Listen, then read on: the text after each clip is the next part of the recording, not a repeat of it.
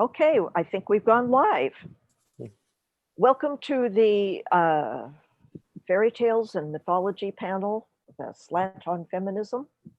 I'd like to invite my fellow panelists to introduce themselves and say the pronouns they prefer to be referred to by, and then we will move on. Jennifer, why don't we start with you? I am Jennifer Blackstream. I write paranormal romance and urban fantasy. My pronouns are she, her. Thank you. Jim? My name's Jim Hines. I usually use he, him, and I write mostly fantasy, some science fiction, including a 4-book series of fairy tale mashups. Thank you. Valerie? I'm Valerie Estelle Frankel, she, her, and I love fairy tale mashups, adaptations, originals, all the above since I was a very small child. I've written some fiction. My first big academic nonfiction was on the heroine's journey, for which I used fairy tales all around the world and tried to look at how the epic girl story worked in legends as far back as we went. And now most of my nonfiction is analyzing fairy tale themes and imagery and so forth in, you name it, Buffy, She-Ra, Xena, whatever's on, Star Wars, yeah. Excellent, thank you. I am Sherwood Smith, the moderator for this panel. My preferred pronouns are she, her, but I'm okay with they, them.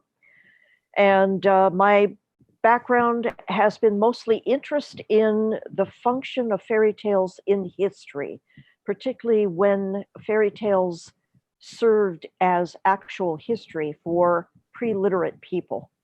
So my bent has kind of been the backward-looking lens, although I enjoy reading works by present-day authors like Jim and what they're doing with reinventing fairy tales. I haven't written any of that myself.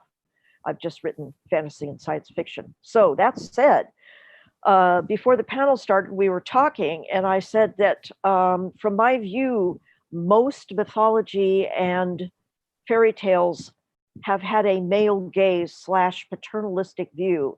And Valerie was ready to jump in and say, no, no, no. So I'm going to turn the mic over to Valerie where she can correct me.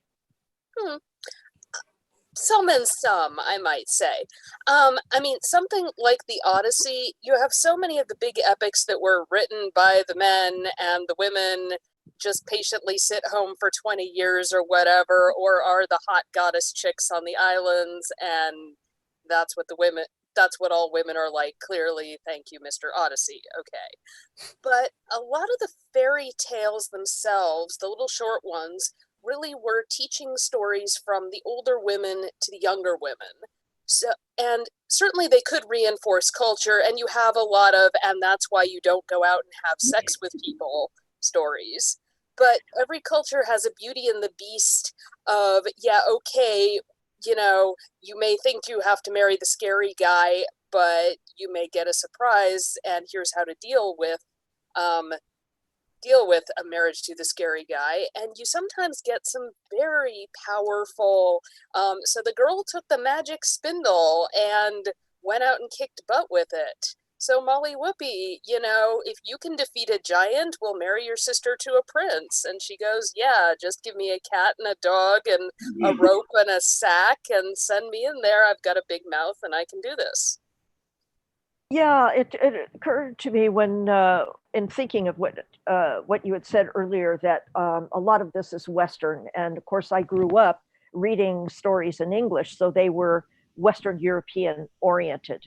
But as I got older and ventured out, tales like the Mahabharata and farther east, well, not so much in China. That there again, you are dealing with primarily paternal gaze, although not completely. But Mahabharata has some not only interesting women, but a lot of gender switching and code switching that is surprising for modern audiences, I think. So that said, does anybody want to respond to that? Historical look at fairy tales, or should we just come on up to the present day and what people are doing and working with now?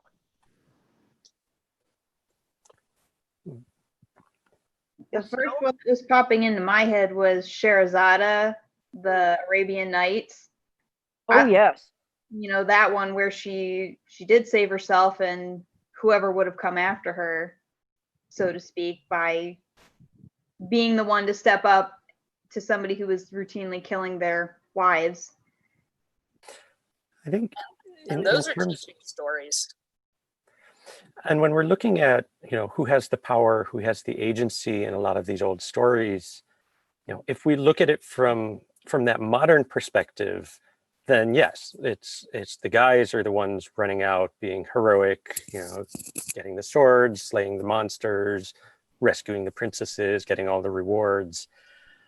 But a lot of the time, like Jennifer was saying, it's women also have a great deal of power within the confines that they're stuck in for that time period, for that culture, whether it's storytelling, whether it's the work they do around the home, whether it's sewing, sewing the shirt to save your brothers. And it's, I think there is a fair amount of power there, but it's harder to see from that 21st century lens. Yeah, it seems, when I think about it, it seems that a lot of that power, particularly for older women, is domestic, which has been dismissed a lot, but actually that's the glue that holds families and villages together when the central authority is more of a threat than it is a protection.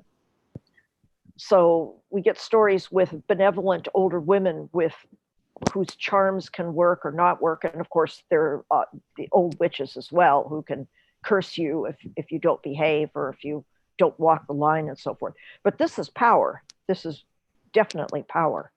It's just not the power of the sword. Sometimes they flip the domesticity, like, all right, an older woman is confined in the house all day and does really repetitive tasks like grinding corn between two stones for hours and hours. Or she's Baba Yaga and the house can run around and she uses the mortar and pestle to fly. That's true. That's true. Going a little what Jim said about the lens too, and kind of defining, a lot of times people are looking at these fairy tales and feminists are hating on them because the women in the stories aren't demonstrating what we would consider strength through the lens of today. They're not taking the sword, they're not having it. But if you look at Cinderella, you've got somebody who has suffered years of abuse and she was still kind and she still had dreams and she still went to the ball knowing her abusers would be there. And that's huge. That's a ton of courage. And I feel like she gets such a bad rap. She gets, oh, well, you just waited around for your prince.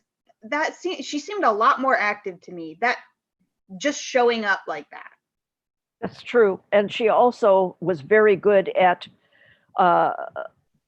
making allies among the other weak creatures because she had no human allies. And so that gave her a great deal of strength. It was subversive strength. She was able to get around the wicked stepmother and the sisters by her allies. When we were emailing back and forth a little bit before the panel, I think it was Jennifer who brought up Cinderella there too, and it just suddenly clicked in my head that Harry Potter was Cinderella. Both of them shuffled off to the relative after their parents die. Both of them horribly abused, shut in. But we never say, oh, Harry Potter had everything handed to him. He had his fairy god giant show up and say, you're a wizard. And oh, by the way, you're also rich and a super jock and this other stuff. But Cinderella, and I don't know if it's because you don't get the 7 books after she becomes. I think you've hit it there. I think Harry Potter's story started when he was saved, whereas Cinderella's story started before that, and they sort of ended after she was saved. We don't get to see what she did. Maybe she was a super jock too. Oh, that's a thought. Polo. That would be an interesting way to approach rewriting the story too. Could have taken up jousting for all we know. Yeah, yeah, that's interesting. Well, we've got a couple of comments we could bounce off of before we move up to today's work. Uh, Alma has a link to a story for anybody who would like to read her take. And then there's a question, can you speak perhaps to the older female heroine as opposed to the princess needs rescuing, even if she does it herself trope? Well, we kind of touched on the older women in mythology and fairy tales, but we could certainly explore that more, particularly ones in other cultures. Valerie, you probably have done the most reading on various tropes. What do you have to say about that? Well, step one, shout out to the book Gray Heroes by Jane Yolen, where she went out and collected a bunch. Yes. So go Yes. read that. Yes. Step two, it actually, I'm not saying they don't exist, but it's a smaller area because fairy tales worldwide are so often teaching tales that they so often do focus on the kind of adolescent age boy or girl. But yes, I can think of a few out there from different places. Baba Yaga usually is just the witch, is Yeah. helping the heroine. But there was one about a female shaman, and this is actually, there's a giant trope of the kid has been stolen by the fairies and the mom has to go get the kid. Oh, Might yes. not be the older mentioned. The female shaman I was thinking of is a working mom who's off bringing somebody's kid back from the dead, and she gets home and her husband says, our kid died. Why weren't you home taking care of him? And she goes, okay, I'll sacrifice the animals I got as my price tag and go get our kid from the underworld and haul him back here, and I'll be back in time to make dinner. And off she goes, being, the super mom trope. So you do sometimes get these quests, but a lot of it is Demeter, who, by the way, going back to Homer, does have a massive epic of her own, That's which right. is, oh my gosh, the princess got stolen and Mom, I'm gonna go get her. Mm-hmm. Mm-hmm. And older women than that tend to be mentor figures, which are important. They may not be action figures, but they have great impact on the story as teachers, which falls into your teaching thing. Jim, I wanted to ask you, what prompted you to write your fairy tale series? My daughter, she would have been probably 9, 8 years old around then, and she was going through a princess phase, which is pretty common. People, girls especially, identifying with the Disney princesses, the Barbie princesses. There's so much merchandise and marketing and all of that. She had the princess sheets, she had princess toothbrush, Kleenex. It was, and I don't know. I was looking at it from that 21st century perspective and saying, this is not necessarily the sort of stories that I want for her. I want more. And so I will write them. I will make these heroines, the spies, the action heroes, the ninja, the witch, and just have fun with it. I wanted her to have much more actively empowering stories to the best of my ability at the time. And of course, she's never read any of the books, but they were for her anyway. Yes, other people have. Other Yes. people's daughters have. And sons. But yeah, it was trying to bring it into that 21st century active, taking control of their own stories. How much research did you do when you were writing that? A fair amount. I spent a ton of time on Sur la Lune, the website, which is this, Valerie had mentioned before, it's wonderful resource of fairy tales, as well as reading different anthologies and collections, trying to go back to all of the older stories. I won't say the original one, who knows what the original one was, but going back to like the version of Sleeping Beauty, Sun and Moon and Talia, where she's awakened not by a kiss, but by the birth of her twin children. Mhm. which was a lot more horrific. Or the Cinderella story, where we go to the wedding and Cinderella is still very kind, but the doves come down and poke out the eyes of her stepsisters and stepmother because the doves don't take no crap. Mhm. And just, trying to get past the Disneyfication and Aha. go back to that older, darker stuff. Yeah. Yeah. Yeah. Which I think that actually, you know, showed. I think that touches on another thing, as far as we're talking about feminism and female power. Females do rely a great deal on bonds and friendship. So when you have the fairy godmother helping Cinderella, instead of looking at that as a, oh, somebody came down and magically helped you, that's another woman in your life stepping in saying, we need to support each other. Let me help you. Mhm. Yeah. And I mean, And that's that's power too. that's another form of power. Jennifer, I wanted to ask you, how much fairy tales do you draw on when writing urban fantasy? Well, my paranormal romance was more of the fairy tale base, but then I carried those over into urban fantasy. And in all honesty, and I think Valerie could probably speak to this, a lot of our fairy tales and our mythology, those are the building blocks. Those are where a lot of our tropes come from. And it's sort of like they'll say you can't write a new book, you can write a new spin on an old book. Mm-hmm. So to a certain extent, I think it would be challenging to write any story, any genre without anything from the fairy tales or the myths or anything like that. Mm-hmm. I think you, if you sat down with any book, you could, like, so Valerie, I'm sure, could probably pick up any book and go, do you want me to tell you what fairy tale or what myth you used here? Because it's almost like Jung said, the collective unconsciousness. Yes. Yes, okay, you just described my whole career, fine, yes, I'm the author of 80 books and they're all exactly that. Right? It's like, oh, you think that's a news story? No. But there's nothing wrong with that. Yeah. Mm-hmm. No, there isn't. I have to write a new story. Just put your spin on it. Your spin will be as new as you need to be. It's not an insult to say that these fairy tales and myths informed your writing. But Yes. I think Valerie would be better at that analysis, even of my own work, than I would. Literature is in conversation with itself constantly and is reinventing as our social contract evolves, and our literature reflects the changes, and it practices them, and it tests the waters.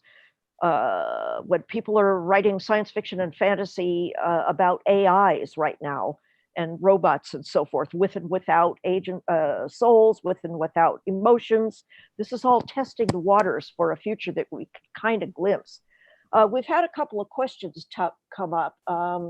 People wanted to mention Terry Windling's excellent adult fairy tale series. Always give that a shout out.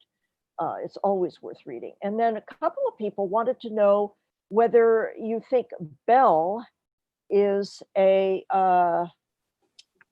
kick-ass princess needing rescuing or under Stockholm syndrome, or if she's a feminist icon. La la la la la. La la la la la. I did not hear the word Disney. Disney is not fairy tales. Disney is doing whatever they feel like and calling it fairy tales and then becoming what everybody assumes. Everybody is sitting there going, oh, the original Cinderella is the one with the bibbidi bobbidi boo and the mice. And no. That's the one you grew up with, but it's not the original one. Yes, yes. Well, what do you think about Belle? First of all, I wanted to know which Belle, but we could go with any of them. I'm betting it's 90s Disney. Yeah. It's probably.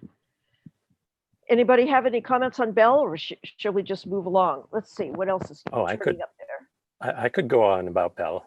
Tell us about. Go ahead. Go ahead. I mean, I think you can make the argument either way. In the Disney version especially, they tried to make her smart. You've got this young woman who goes out, rescues her father, trades herself for him. This is all very heroic. But then that relationship with the beast and that whole premise that he's a monster, but she can change him. And this one I've got, for me, I've got to take in the present day context because it is such a present day problem. Yes. You know, Yes. it is such a real issue of people getting into these abusive relationships Mhm. and holding on to that belief that if I'm just good enough, if I'm just kind enough, then I'll change him or her, usually Yes. him. Yes. And it's incredibly damaging. And in, you know, if we were in a world where that wasn't so prevalent and so common, I think you could make a much stronger argument that Beauty and the Beast today, that this is more of a feminist, that she is more of a heroine. But right now, no, You have right trouble now, with it. I wouldn't call it Stockholm syndrome, but I would call it perpetuating domestic violence myth. Yeah, I've seen several people talking about how Beauty and the Beast is prevalent in a lot of our literature in very different forms. It clearly reaches deeply into our subconscious because of the power imbalance that people are aware of between male and female. There was one person who maintained that Robin McKinley's entire list of books, the vampire ones, everything, not just wrote the Rose ones, are all Beauty and variations on Beauty and the Beast. And I could see a case being made for that. We've got the mysterious, very powerful male figure, the female without much power, and interacting and so forth. There's just a lot there, and you could see it in other works. But that brings me up to the modern times. I wanted to talk about what people are doing now, and the very first name that I was going to bring up actually is reflected there, and that is T. Kingfisher. And the interesting things that she is doing with fairy tales. You guys want to talk about her? Jackalope Wives and various. She's doing a bunch of them now, taking various fairy tales and completely turning them inside out. And they're funny, and sometimes they're horrific, and sometimes they're horrifically funny. Yes, no? I don't think I'm familiar. I haven't read. She's somebody to discover then, I think. I haven't read her Kingfisher stuff. I've read some of the stuff she's published as Ursula Vernon. Yes. I think the last one was a retelling of Sleeping.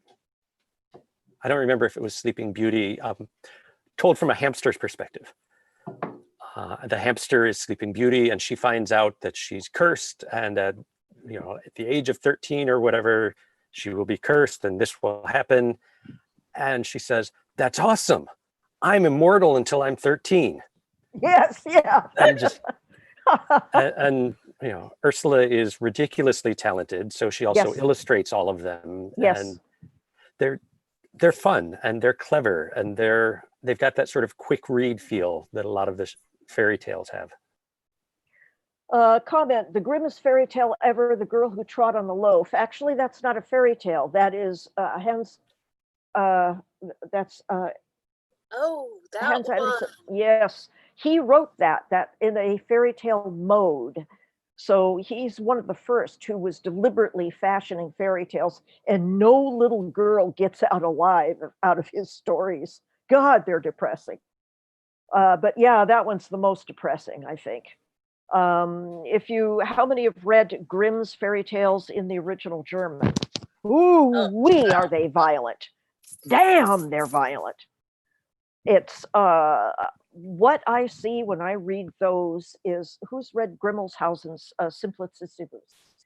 These are a lot of these tales, I think, reach back to the 30 Years' War, when Germany was basically the playground for a whole bunch of different armies, from Sweden all the way across to France, down to southern Germany, mercenaries from all over, fighting across Germany, and where did they get their supplies? They took it from the local peasants, and you can see the kernel of what life was like trying to survive in a lot of these older tales, and they're just hair raising.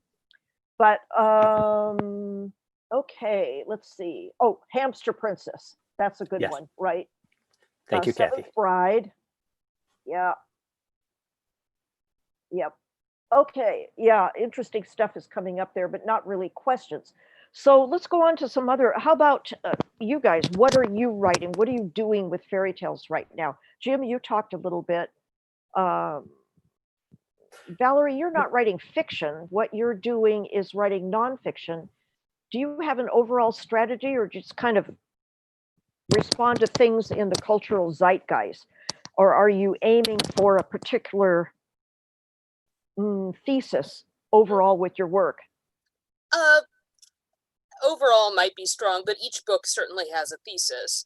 So I will sit there and go, Buffy is clearly on the classic heroine's journey, and I will explain all the details and symbolism in my book, Buffy and the Heroine's Journey. And I just did Star Wars Meets the Eras of Feminism, which is on sale for honestly way too much money, but I do have review copies. Anyway, seriously. So I was looking and started out with, how feminist is Star Wars? The answer is obviously some characters yay, some characters boo. And then as I was watching, I ended up going, okay, Leia is very 70s feminist. Padme is very 90s girl power. And she's got a lot of fairy tale motifs going, not just the Stockholm Syndrome thing, which, yes, she does, but she's also got so much like Ophelia imagery when she's in her final movie and so on. And then Rey is very fourth wave feminism, where, she doesn't have to wear the pretty ball gown to go out and kick butt and be the chosen one. So, then I look for all the little bits of evidence, including color symbolism and what does a blue sword represent rather than a red sword. And maybe she should have had a light chakram, but that's getting into symbolism. And off I go. And again, some of these stories, I'm just sitting there going, oh my gosh, that bit where she's, surrounded herself by a force field really looks like the Ring of Fire out of Brunhilde and Siegfried, and it seems to have a similar motivation there about I'm walling myself off until somebody's actually worthy of getting into this room or whatever. So yeah, as Jennifer was saying, it's so much in the building blocks of our culture that we really go there all the time. Leading me to my next question is, what mythology and fairy tales do you see in today's big superhero franchises and or anime, manga, web comics, and so forth? Well, you have Thor drawing heavily on the mythology there. I've always thought a lot of Doctor Who had a fairy tale feel to it, more so than science fiction. How so? Monsters. The monsters, the science is not hard science. It's more magic, and you wave your magic wand and things happen. And, especially, 9th, 10th Doctor, which is where I came into it, it had a lot of those larger than life stakes, and it felt more archetypical. Yes. That I think you get in a lot of fairy tales. Okay. And some of it I've had a hard time putting into words, but watching it felt like fairy tale more than science fiction, more than yeah. Okay. I'll hand this off to Valerie and let her do 300 pages of why I'm wrong or right.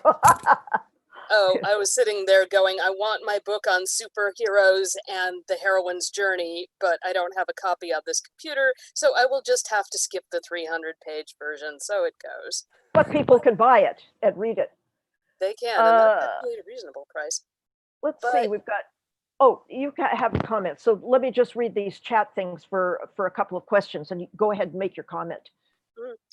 Superheroes. Peter Mhm. Parker is Harry Potter. So once again, Cinderella, the poor picked on wimpy kid who gets magical accoutrements and goes out and does cool stuff.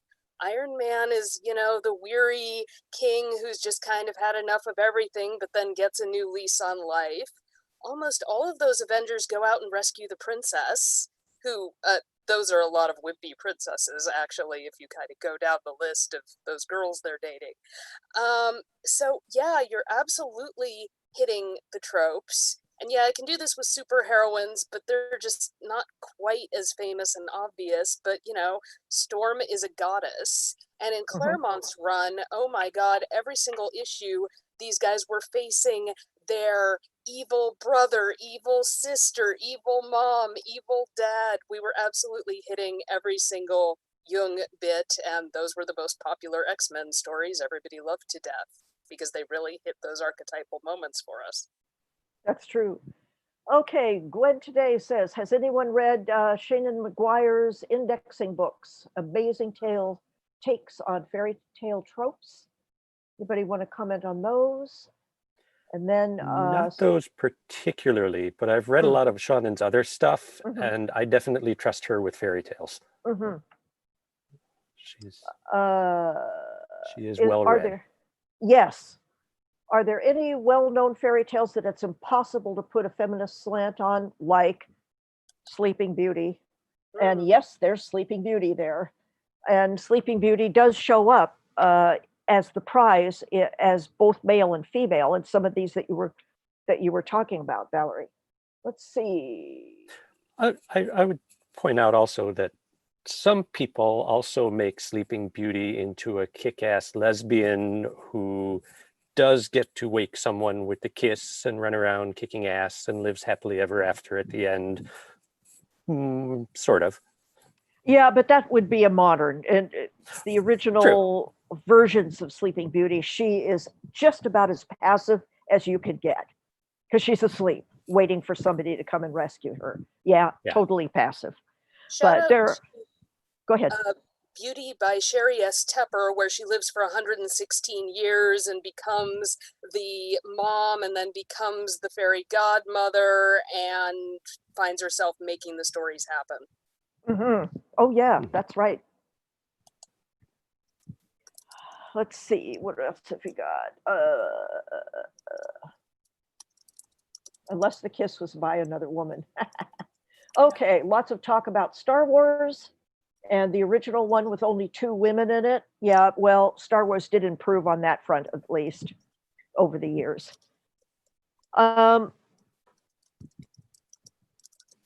Any other modern ones that you want to give a shout out to?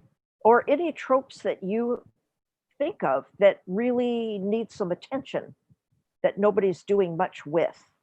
The anthology Kissing the Witch, the Beast is having way too much fun telling Beauty, I am not a man, and it takes her too long to get what's really going on before she and her bride live happily ever after. Yeah, there's some real fun gender stuff going on in particularly fairy tale spin-offs coming out in the last 5 to 8 years, which to me makes me think back to the Mahabharata and some of the interesting things like Krishna can switch genders at the drop of a hat for fun. And there are other characters. There is one interesting work in Western European. It's an early novel. It's Ariosto's. Oh, come on, brain. Just look up Ariosto. And that one, we've got gender switching as well. And we've got dragons and quests, magic. It's written about the time of Spenser's Fairy Queen, which I find more staid. But then that was kind of a political book. So it's hard to get through. Let's see. Are there shout outs? Yeah, they're talking about Star Wars. Oh, somebody says yes to Jim's comment on Doctor Who. It's often about the monsters and how to overcome them. So, agreement there. What do you think about television and fairy tales? Aside from Disney, let's just push Disney out of the way. I was just watching The Owl House, which absolutely uses a lot of the tropes, starting off with the kid going, "Yay, I'm going off on a magical quest to a magical world. Wow, it's all dark and creepy here," because, it's kind of Beetlejuicy as opposed to, sugar and fluff. And then she decides she likes it and enjoys being unconventional, and it was lovely and sweet. How many have watched any K dramas or C dramas, Chinese series and dramas, Korean, so forth? Boy, do they draw on mythology and tales. The Chinese have it's called Xianxia, which runs parallel to the Jianghu series, which is about call them Robin Hood wanderers who exist outside of the law and are martial arts fighters and working for justice. And there's this tension between the hierarchical government and these guys, and there may or may not be magic involved. If you're looking for an interesting way to combine ancient tropes like this with modern twists on fairy tales, treat yourself to some of these series because they're brilliant.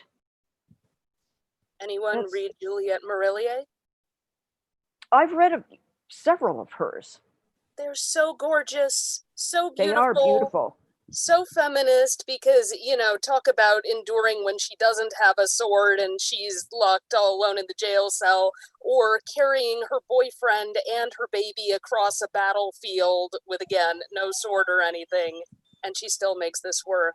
There's a lot of fairy tales, and the one where she crosses the 12 dancing princesses, which seems like one of those ones that would be hard to make feminist, with the Frog Prince, which is another one that seems hard to make feminist. Wildfire dancing. Wildwood, yeah. Wildwood dancing, yes, that was terrific. Oh, somebody brings up Beauty and the Beast, the TV series. Oh, I liked that. Yeah, I think the first season was better than the rest. It certainly was groundbreaking at the time. I'm not sure how well it has aged. I'm almost afraid to look at it. In the Company of Wolves by Angela Carter. Oh, there's another one that goes quite back. Yeah, people have been doing some interesting things with it. Okay, what projects are you guys working on now that relates to this panel? I have Baba Yaga in my urban fantasy series. Oh, wow. She is in the mentor role. Oh, that's interesting. So she's not completely an evil figure? Baba Yaga was never evil. She just had a light side and a dark side. Yes. She was not apologetic about either one of them. Excellent. Jim? I'm currently writing about space janitors, so there's not a lot of fairy tale elements there. Although there's a middle grade project that my agent's been shopping around that it's not really based on any particular fairy tales, but has much more of that feel, that sort of magic that's not very rigorously scientific and rule bound. It's more fairy tale magic. It just is. And some of those archetypical villains and ancestors and things like that. And I would love to talk about it more, but he hasn't sold it yet, so I got to keep my mouth shut. Okay, but tell me this, what made you decide that it's going to be middle grade rather than adult or even YA? It started out as a short story in an anthology for kids. Ah, okay. All right. If it doesn't sell to a middle grade publisher, it may still become an adult fantasy, though. We'll see what happens. Yeah, that leads to a question that I wanted to throw out at the end of our thing, and that is, many of us assume that fairy tales are focused at children. Of course, a lot of what we read as children was marketed to children, and our teaching stories, as Valerie raised up. But there are also fairy tales for adults. What type of things do you think that we are teaching in fairy tales for adults, or are we just playing with the tropes? What's going on there emotionally and underneath the surface? Terry Pratchett's fairy tale adaptations, well, he's got a few kids ones, I guess, but I was thinking of the main Discworld ones where it's the older witches going out on the fairy tales, and they tend to be dealing with life stage issues. And so, one's on the cusp of getting married and she's got to go into fairyland and get her boyfriend back. One of them is really having an issue that with her sister, and they're both at the crone age. They're having such fun not saying the word crone. So you can absolutely do the life stages that aren't the kiddie ones. And sometimes you've got the older heroines going, oh my God, was I ever as young as you, cute little questy ones? But in the Terry Wendling anthologies that we mentioned earlier, there was one where the grown-up queen puts on the tatter coat that she used to win her husband, or her mother used to win her husband many years ago, and she uses it to win back her midlife crisis husband. Oh my! Oh, that's interesting. Huh? So you can do other life stages. Yes, yes. That might actually be a particular thing for the older stages, taking these tropes and reinventing them, turning them inside out and analyzing them. Jennifer? I mentioned that in an earlier panel on older female protagonists, talking about how about an adventure like a post-retirement? You see a lot of stories, especially in movies and on TV, about men retiring and either being called back for something because they're just so good at it, or starting something new. And I think there's more room there for women and older female protagonists that have maybe raised their family and they're ready for a brand new adventure. And they could go on a magic quest. And they have so much more time left. And generally, my experience, the older a woman gets, the more confidence she has. And I think she's in exactly the position she needs to be for an adventure. Yes, given her health, of course, but that's assumed for all of these people. But I could see the onset of menopause, and particularly hot flashes, firing up a woman and just making her want to get out there and bash a few monsters right, left, and center. Jim, any thoughts? I would read those. Okay, any last, we've got 7 more minutes before they shut us down. And people out there in Discord, if you've got questions, there are a whole bunch of great suggestions for people to read, but no real questions. Somebody wants a crone adventure. So definitely pick up those, sort through those for recommendations, but I don't see any questions. It's a heck of a reading list, though. Oh, Yes, yeah. Some go read the terrific Frying stuff Pan there. of Doom. The Yeah, Frying Pan of Doom was awesome. Yeah, anybody who says that science fiction and fantasy is dead is not doing their reading, because there's all kinds of exciting stuff going on now from new writers as well as older writers. I'll see if Mowgli can do this. If not, I will do this later. But I am part of a free box set of fairy tales, and I'm sending the links. So free books if you want to read some more fairy tales. And I think some of the people in this box set, I don't know if you guys have heard of paranormal women's fiction. Oh yeah. All right. Zoe Chant. Yeah, that's some of those authors are in this box set. And Yeah, for those who don't know, the paranormal women's fiction are dealing with older female protagonists, and they do actually touch on some midlife issues in the book. Like, it's spoken, not just assumed. Yeah, there's a Zoe Champ that just came out last week that has a heroine in her mid 80s. These are shifter romances, so, and many of them draw on mythology actually and fairy tale motifs more and more. It's interesting looking at how this particular area of paranormal romance is evolving and drawing on older materials. When it pretty much started out with werewolves and women finding werewolf boyfriends and so forth. Looking at the evolution over the last 10 years is a real eye-opener. Well, and it's, I mean, I was having a conversation with my son yesterday. We were out driving, and he asked, why is it that most books and most stories have heroes who are in this particular age range? They're all, you know, maybe late teens or early 20s. And, you know, so even teenage boy is recognizing those limitations and is interested in reading beyond that sort of narrow window. What did you answer him? Oh, we talked about,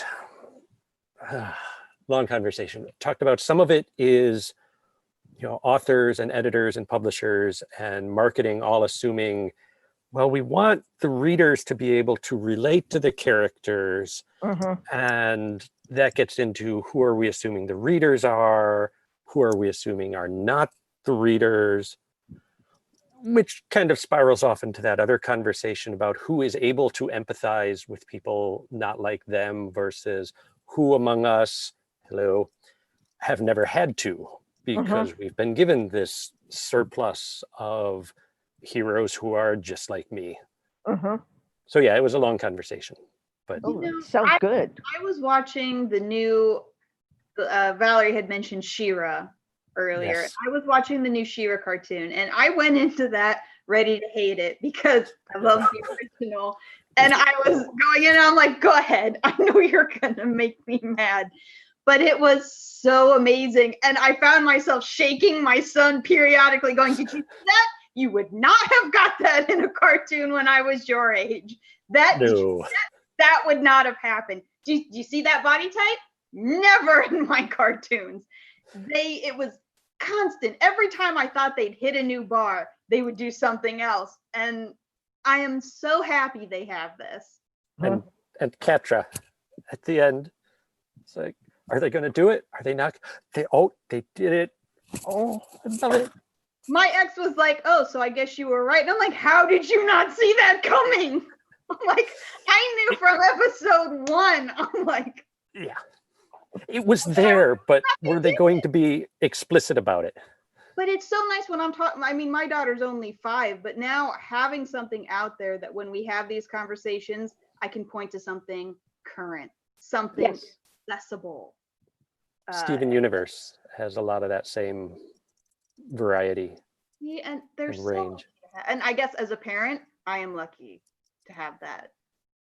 Yes, instead of having to invent it for your kid when you're telling stories. It's all cerebral if you're just explaining it to them. Yes. So different when they want to watch the stories themselves and absorb it that way. That's true. That's true. Somebody threw in Shakespeare, which I think is an excellent reminder of using some of these tropes.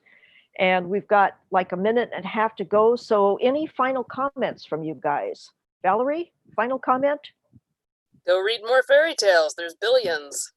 Jennifer? My final comment is that I think in Beauty and the Beast, it was not about her changing him. It was about him having to learn to change himself before he was worthy of a significant other. Excellent. That's an excellent take. Jim? I like that, but wouldn't that make it the Beast's story instead of Belle's story? No, it was Certainly parallel. point of view, but that didn't necessarily make it her story. Okay, we need to have another panel. To the chat That's room. right. Well, because in both the versions I'm aware, she decided to stay before he changed. So, and really, in the stories I read, he wasn't really that much of a beast. I'm inside. Yes. In the original, he's really nice. Right? Yeah, he's done his changing He's been having a before. bad day when he pissed off that enchantress because he's been nothing but sweet sense. Yeah, he's done a lot of his changing before he meets her, and now has to learn how to interact with another Well, person. maybe Belle needs to learn not to judge people based on it. Sounds like Yes. Disney. The Enchantress isn't in the original. Oh well. I'm mixing mine up. Oh, now I'm thinking East of the Sun, West of the Moon. Yeah. Okay, they're going to cut us off in Yeah. seconds. So I want to thank everybody for participating, and thank you very much, people out there, for the excellent suggestions you've put in the Discord. This is definitely one to save, this log. And thank you, Sherwood, for moderating. Thank you. Yeah, this was fun.